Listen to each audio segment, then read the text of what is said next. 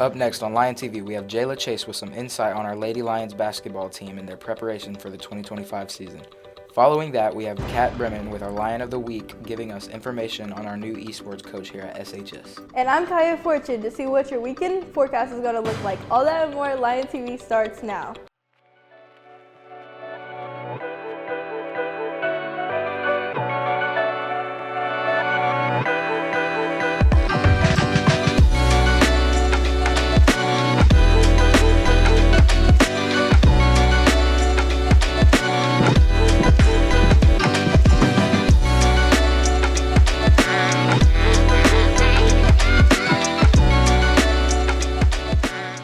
Good morning, Searcy High. Welcome back to another episode of Lion TV. I'm Curtis Stevens. And I'm Brooklyn Shaver. Let's jump right into those morning announcements.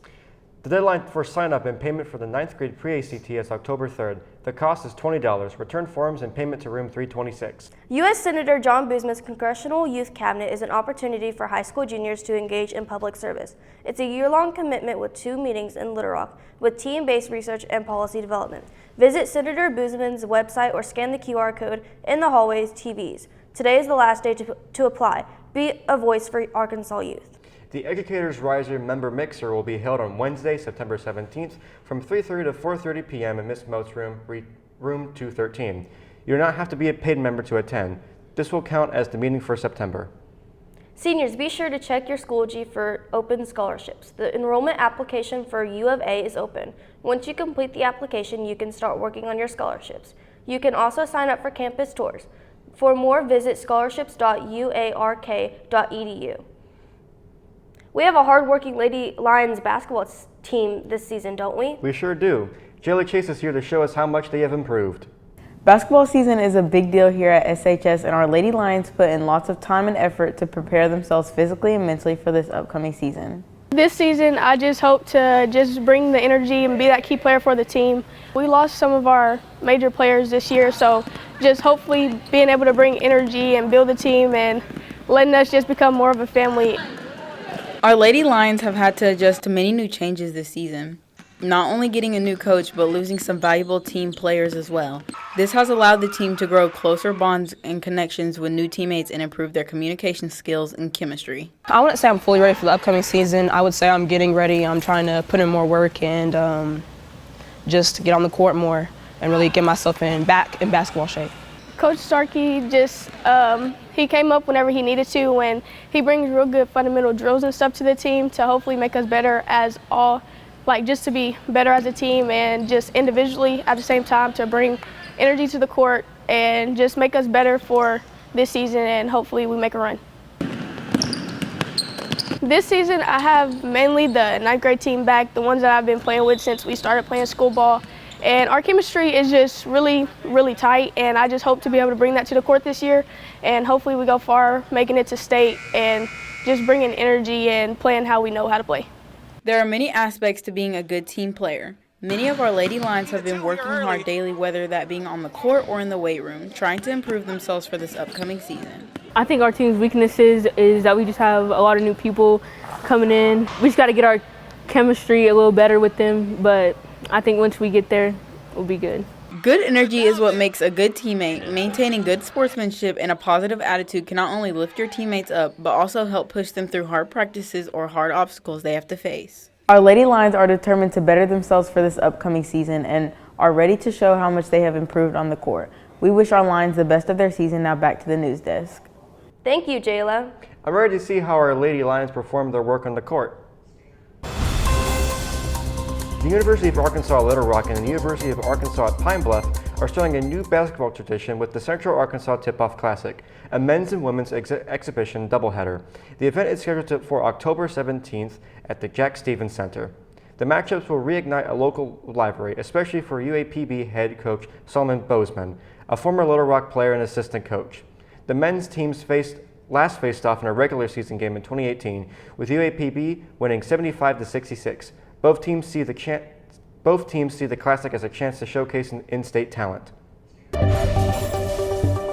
After years of anticipation, the payments in a $725 million class action lawsuit against Facebook have finally started to go out. The company in charge of issuing them says that the social media giant agreed to pay millions of users directly to settlement claims, and it violated people's privacy by sharing their data with third parties. The settlement was granted final approval in 2023, but the payouts have been delayed by objectors and appeals. But the wait is almost over. Angion, the company handling the settlements administration, who originally said the payments would begin in August, has now confirmed the distribution of payments has begun as of Wednesday, September 3rd. A school bus carrying an Oklahoma City area softball team crashed Monday evening. 3 adults and 5 juveniles were injured in the crash.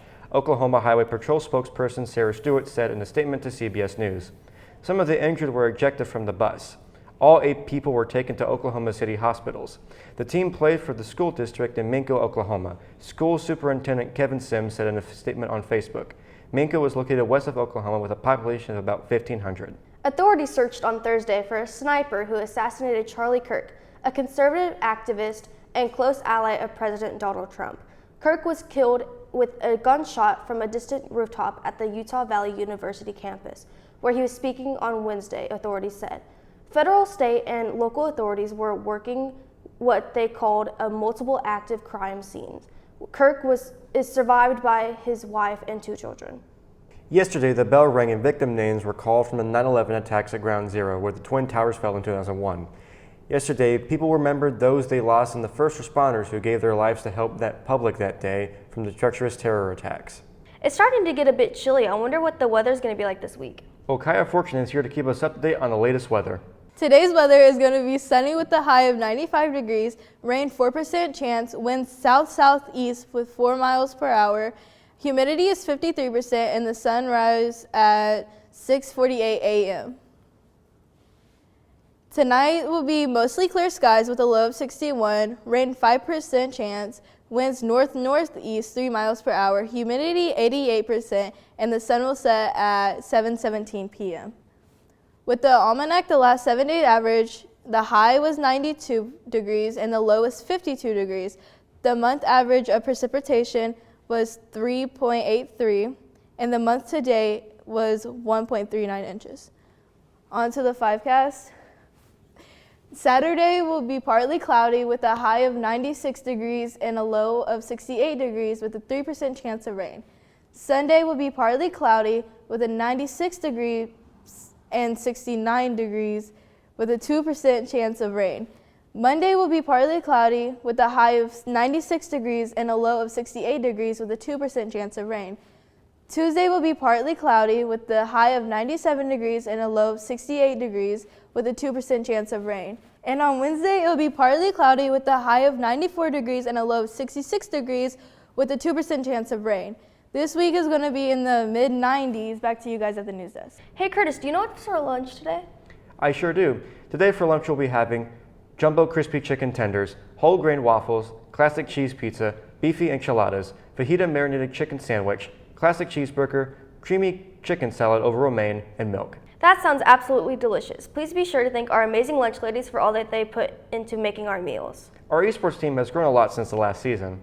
That's right, Curtis. And Kat Bremen was able to shine a spotlight on one of the key members of the esports team.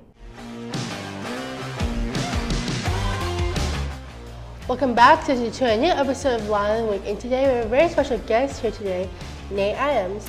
Hello. So Nate, what is esports? Esports is an after-school program that anyone can join where we play games competitively, from Madden to Super Smash Bros. And how long have you been part of esports? This is my second year, and I'm really enjoying it. Okay. What made you want to join esports?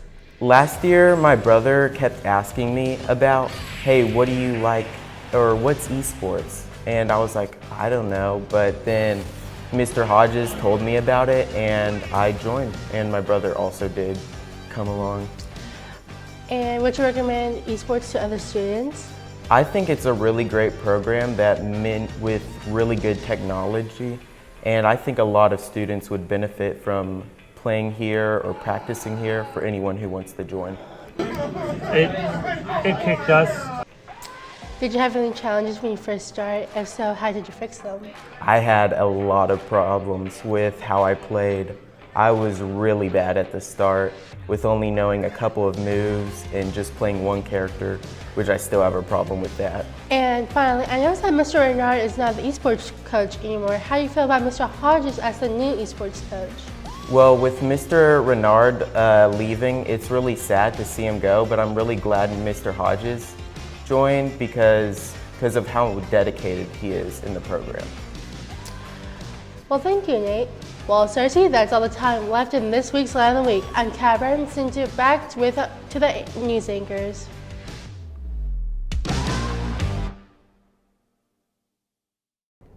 Thanks, Kat.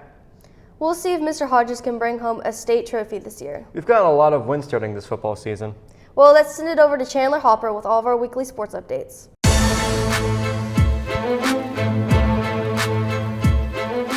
Happy Friday, Cersei High. I'm Chandler Hopper, and let's dive right into some sports announcements for today. In local sports, the SHS volleyball team faced off against Greene County Tech this week, looking to bounce back after last week's tough loss on the road to Paragould. The Lady Lions fought hard and tried to keep things close, but Greene County Tech proved to be too much as the Lions fell in 3 straight sets. That loss puts their overall record at 3-4, making it a tough start to conference play, but the season is still young and there's plenty of time to turn things around. Meanwhile, our football team is geared up for their first road trip of the season as they travel to Harrison on Friday night to take on the Goblins. The Lions come into the matchup sitting at 2-0 on the season and are looking to stay undefeated with another big win. Last year's game against Harrison was a thriller, with the Lions pulling out a narrow 35-32 victory. This year, all eyes will be on sophomore quarterback Jacob Miles to see how he handles the pressure in a tough road environment. If the Lions can come away with the win, it could be a huge confidence booster and a sign that this team is ready to make a serious run this season. In national news, the NFL kicked off its season this week with a highly anticipated rivalry game with the Dallas Cowboys and the Philadelphia Eagles. The first half was electric, with both teams trading blows. The Eagles were able to hold on to a small lead going into the half. Going into the third quarter, defense took over and clamped down hard, causing both teams' offenses to go cold, with the Eagles scoring a field goal in the third to put them up by 4 going to the fourth quarter. Dak Prescott and the Cowboys offense could not get it done, as they would be defeated 24-21, going 0-1 to start the season off. The Eagles showed why they are the defending Super Bowl champs and hope to make a statement this season. The Chiefs and Chargers opened the year all the way in Brazil, and the game was a wild one. Patrick Mahomes and the Chiefs had some good moments, but the Chargers played just a little better. Justin Herbert threw for 318 yards and 3 touchdowns. Mahomes had 258 yards and 1 touchdown, but the Chiefs offense never really got going in the second half. In the end, the Chargers held on to win 27-21. The Vikings and Bears had another close game. The Bears were winning for most of it, and second-year quarterback Caleb Williams looked solid early on with a touchdown pass and a rushing score. But the Vikings never gave up. Rookie J.J. McCarthy had a rough start, but in the fourth quarter he came alive. He threw 2 touchdown passes and even ran one in for himself to lead Minnesota all the way back. The Vikings pulled off the comeback and won 27-24, starting their season 1-0 while the Bears fell to 0-1. That's all the sports updates I have for you, Cersei fans. Now back to you guys at the news desk. Thanks, Chandler. I'm glad to hear all our teams are off to a great start. Well, that's all the time we have for you today, Cersei. Don't forget to subscribe to our YouTube channel at Cersei High Lion TV. And to follow us on X at Lion TV, Instagram at Cersei Lion TV, and on Facebook at Cersei High Lion TV. Signing off, I'm Curtis Stevens. And I'm Brooklyn Shaver. Have a great weekend, Cersei.